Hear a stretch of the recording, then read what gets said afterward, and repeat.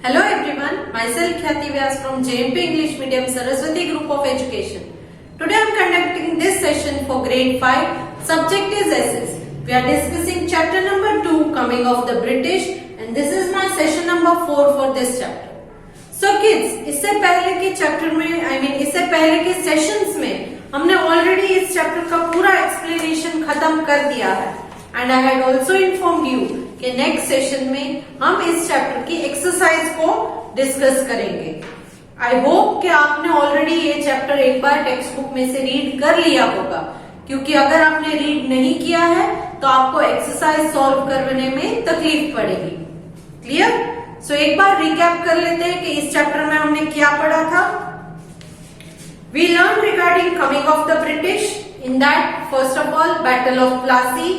Battle of Plassey में it was fought between Sirajud-Dowla and British, then Battle of Buxar, then Revolt of 1857 जिसमें वो Enfield rifle की cartridge के regarding था, then formation of the Indian National Congress. Indian National Congress का formation कैसे हुआ, then partition of Bengal. Bengal को divide and rule policy से हिंदूज एंड मुस्लिम्स दो अलग पार्टीशंस में डिवाइड किया था, then स्वदेशी मूवमेंट। तो स्वदेशी मूवमेंट में हमने ये सीखा कि हम लोगों ने ब्रिटिशर्स की बनी चीजों का बॉयकॉट किया था एंड उनको बोनफायर में जलाना स्टार्ट कर दिया था और अपने देश में इंडिया में बनी हुई मेड इन इंडिया जो चीजें हैं उनको यूज करना स्टार्ट कर दिया था।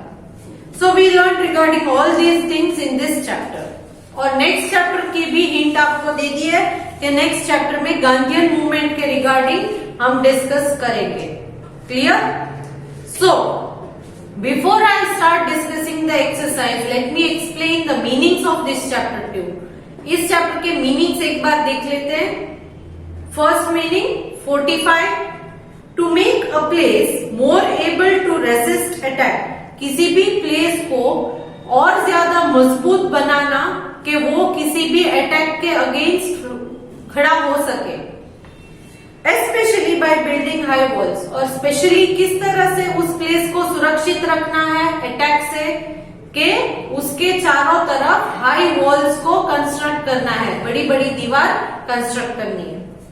Then number 2, viceroy, a person governing a colony, province and so on. कोई भी एक पर्सन जो पर्टिकुलर एक कॉलोनी को या पर्टिकुलर प्रोविंस मतलब उस एरिया को गवर्न करता हो, उसकी देखरेख करता हो, as the representative of king और क्वीन। और वो भी किस तरह कि वो किंग उस इलाके के किंग या क्वीन का रिप्रेजेंटेटिव है, मतलब उनका आदेश मानने वाला, उनका आदेश मान के उनकी ही तरह काम करता है, तो उसे वाइसरॉय कहते हैं या वाइसरॉय। Next, higher. हायर का मतलब क्या है या हेयर भी कहते हैं। A person who is entitled to inherit the property of another। एक ऐसा पर्सन जो किसी दूसरे पर्सन की प्रॉपर्टी को इनहेरिट करेगा। इनहेरिट मतलब जब वो मर जाएंगे तब उनकी सारी चीजें उसके जो हेयर है उनको मिल जाएगी। So a person who is entitled to inherit the property of another, किसी और की प्रॉपर्टी को इनहेरिट करने का जिसको अधिकार हो उसे हायर कहते हैं। नेक्स्ट, सेंटिमेंट, अ फीलिंग और एन ओपिनियन। किसी की भी फीलिंग या किसी की भी ओपिनियन। ओपिनियन मतलब उसका जो नजरिया है उसको हम सेंटिमेंट कहते हैं, उसकी जो फीलिंग्स है उसे हम सेंटिमेंट कहते हैं। Next, revolt, violent resistance to authority. किसी भी अथॉरिटी के अगेंस्ट, वो भी वायलेंटली मतलब हाथापाई से किसी भी चीज का विरोध करना, उसे कहते हैं revolt. Next, petition, a formal written request, one that is signed by many people applying to authority. किसी भी अथॉरिटी के पास मतलब कि ऑथराइज्ड पर्सन के पास रिटन फॉर्म में कुछ भी आप रिक्वेस्ट भेज रहे हो जिसमें एक ही पेपर में रिक्वेस्ट लिखी गई है मगर उस पेपर को पीछे से बहुत सारे लोगों ने साइन की है, और उस एक पेपर को हायर अथॉरिटीज के पास सबकी तरफ से भेजा जाता है, तो उसे कहेंगे petition. Next, boycott, to refuse to buy, use or to take part in something as a way of protest. मतलब के बॉयकॉट का मतलब है हम खरीदेंगे भी नहीं, यूज भी नहीं करेंगे और आपका विरोध करेंगे। खरीदना भी नहीं है, यूज भी नहीं करना है और आपका विरोध भी करना है, तो इसे हम कहते हैं boycott. What do we call it? Boycott. Okay, so now let us start discussing the exercise from the textbook. Exercise में आपको match the following, write T for true and F for false, choose the correct answer and answer the following questions। ये main questions है। So let us discuss the answers one by one for all these questions. Number 1, match the following। अब match the following में सबसे पहले I will read column A for you। A, Vasco da Gama, B, Battle of Plassey, C, Battle of Buxar, D, Lord Richard Wellesley, E, Lord Dalhousie। Now I am going to read column B for you. Number 1, Doctrine of Lapse. Number 2, a Portuguese explorer. Number 3, 1764. Number 4, 1757. Number 5, subsidiary alliance. So let us discuss. Okay, A, column A, option A, Vasco da Gama. Answer is column B, option number 2, a Portuguese explorer. I hope you are having a pencil with you so that you can mark the answers. Do not use any pen in the textbook. Okay, next, column A, option B, Battle of Plassey. Answer is column B, option number 4, 1757. Next, column A, option C, Battle of Buxar. Battle of Buxar. Answer is column B, option number 3, 1764. 1764. Next, column A, option D, Lord Richard Wellesley. Lord Richard Wellesley. Answer is column B, option number 5, subsidiary alliance. Subsidiary alliance. Next, E, column A, option E, Lord Dalhousie. Lord Dalhousie. Answer is column B, option number 1, Doctrine of Lapse. I hope you have marked all the answers. So let's check your answers. You will match A with number 2, B with number 4, C with number 3, D with number 5 and E with number 1. Now next, let's move on to the main question 2, that is write T for true and F for false. So गलत statement है तो F लिखना है, false सही statement है तो true लिखना है, that is T. A, the Portuguese made India their colony. Portuguese लोगों ने इंडिया को अपनी कॉलोनी बनाया था. Is it true? No, it is false. So write F. Next, B.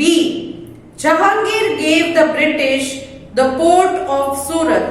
Jahangir ने ब्रिटिशर्स को सूरत का पोर्ट दिया था अपने बिजनेस करने के लिए. Is it true? Yes, it is true. So write T. Next, C. The British were defeated in the Battle of Plassey. Britishers हार गए थे बैटल ऑफ प्लासी में. No, it is false. So write F. Next, Tilak's newspaper Kesari praised the British for their work. Praise मतलब उनकी प्रशंसा की थी, उनके बारे में अच्छा अच्छा लिखा था. तिलक के न्यूज़पेपर केसरी में ब्रिटिशर्स के बारे में बहुत अच्छी अच्छी बातें लिखी थी, उनको प्रेज किया था? No, it is false. So right F. Next E. India became independent in 1919. India को स्वतंत्रता 1919 में मिली थी? No, it is false. 1947 में मिली थी. So right F. Now let's check if your answers are correct. A false, B true, C false, D false, E false. I hope you have marked all the answers. Okay, now let's move on to the next main question. Main question 3. Choose the correct answer.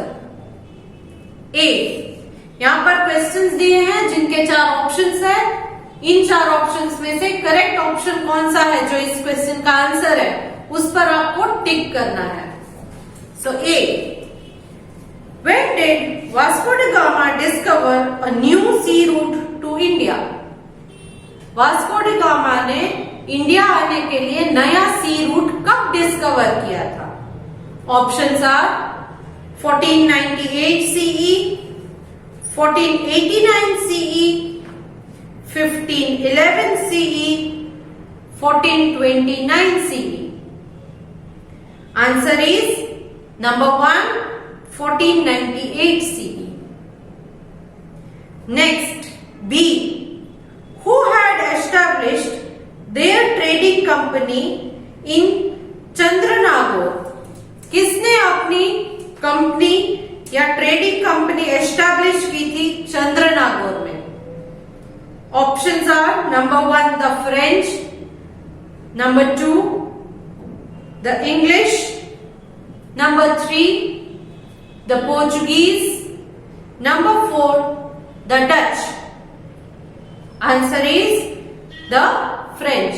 Option number 1, the French. Next, C. Who defeated Siraj-ud-Dawla? Who defeated Siraj-ud-Dawla? Options are number 1, Richard Wellesley, number 2, Robert Clive, number 3, Lord Curzon, number 4, Lord Dalhousie. Right answer is option number 2, Robert Clive. Next, who believed in the British sense of justice? किसका मानना था कि British की justice बराबर है, वो न्याय करते हैं? Number 1, Gopal Krishna Gokhale, number 2, Surendranath Banerjee, number 3, Dadabhai Naoroji, number 4, all of the above. Answer is all of the above. All of the above. Next, E. When was the Muslim League formed? Muslim league को कब फॉर्म किया गया था? Options are December 1906, number 2, January 1906, number 3, March 1908, number 4, none of these. Answer is number 1, December 1906. I hope you have marked the answers properly. So let's check if your answers are correct. A. Correct answer is option 1. B. Correct answer is option 1. C. Correct answer is option number 2. D. Correct answer is option number 4. E. Correct answer is option number 1. Now let's move on to the next main question, that is answer the following question. Now put your pencils down and listen to the explanation मैं यहाँ पर question और answers दोनों explain करूंगी, जहां जरूरत है वहां एक्सप्लेन किया जाएगा। Okay, so put your pencils down. आपको क्वेश्चन आंसर्स पीडीएफ के थ्रू मिल जाएंगे, then you can copy them to your CW में बाकी के क्वेश्चंस भी एज यूजुअल आपको लिखने ही है।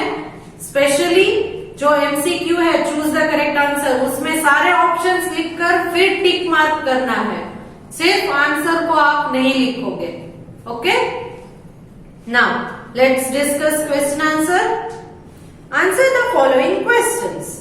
Question A, what did the Portuguese trade in and why? Portuguese लोगों ने किस चीज का ट्रेडिंग किया था और क्यों?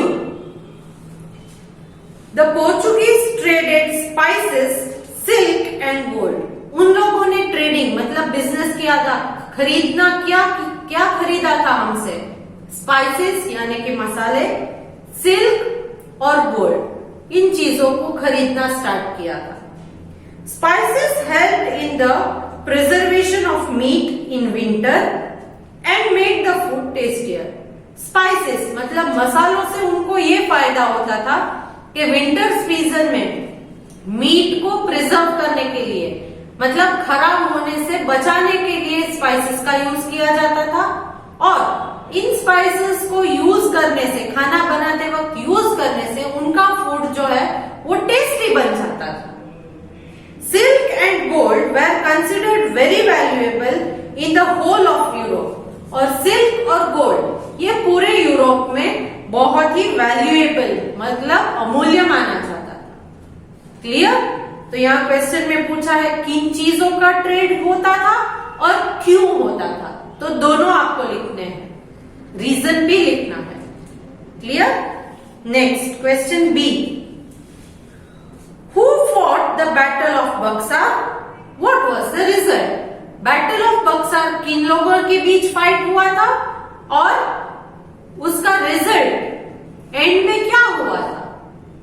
The Battle of Buxar was fought in 1764 between the Nawab of Bengal, Nawab of Awadh and the Mughal Emperor on one side and the British on the other. ये Nawab of Bengal, Nawab of Awadh and Mughal emperor एक side और एक side Britishers थे, और इन दो teams के बीच fight हुआ था। द ब्रिटिशर्स एमर्ज्ड विक्टोरियस, और इसके रिजल्ट में ब्रिटिशर्स जीत गए थे, उनको विक्ट्री प्राप्त हुई थी। विक्ट्री मतलब जीत मिली थी ब्रिटिशर्स को। Next question C, What was the immediate cause of the revolt of 1857? 1857 के रिवोल्ट का इमीडिएट कॉज क्या था? क्या कारण था कि विरोध स्टार्ट किया 1857 में लोगों ने? ब्रिटिशर्स के विरोध क्यों करने लगे? The immediate cause of the revolt of 1857 was the introduction of Enfield rifle. कारण था एनफील्ड राइफल का इंट्रोडक्शन। ब्रिटिशर्स ने एनफील्ड राइफल को इंट्रोड्यूस किया, यही एक मेन कारण था कि इंडियंस ने उसका विरोध करना स्टार्ट किया, ब्रिटिशर्स का विरोध करना। The cartridge of the rifle had a greased cover which was believed to be made of fat of cow and pig. ये माना जाता है कि उसकी जो कार्ट्रिज थी वो एक कवर थी जिसमें काऊ का एंड पिग का फैट यूज किया जाता था। This offended the sentiment of Hindus and Muslim. इससे हिंदू और मुस्लिम दोनों के सेंटिमेंट्स पर एकदम खराब असर होने लगा। The Indian sepoy refuse to use this cartridge, और इंडियन सिपॉय ने इस कार्ट्रिज को यूज करने से रिफ्यूज कर दिया। Next question D, Discuss one effect of the revolt of 1857. 1857 के जो रिवोल्ट थे उसके इफेक्ट के बारे में डिस्कस करना है, उससे क्या हुआ? Answer, one effect of the revolt was that the rule of the English East India Company came to an end. English East India Company का जो रूल है वो एंड हो गया, and was replaced by the rule of British Crown. और अब वहां पर ब्रिटिश क्राउन का रूल चलने लगा. Next question, what was the early nationalist phase of Indian National Congress? Indian National Congress का अर्लीस्ट फेज क्या था? Answer, the Indian National Congress was India's first political party and people from various backgrounds joined it. ये Indian National Congress जो है वो India की सबसे first party मानी जाती है, पॉलिटिकल पार्टी, और इसमें अलग अलग बैकग्राउंड से लोग ज्वाइन होने लगे थे. The INC was formed to draw the attention of the British government to the problem faced by the Indians. और इसका फॉर्मेशन इसलिए हुआ था कि ब्रिटिशर्स का ध्यान जाए कि इंडियंस को कितनी कितनी तरह की प्रॉब्लम्स हो रही है.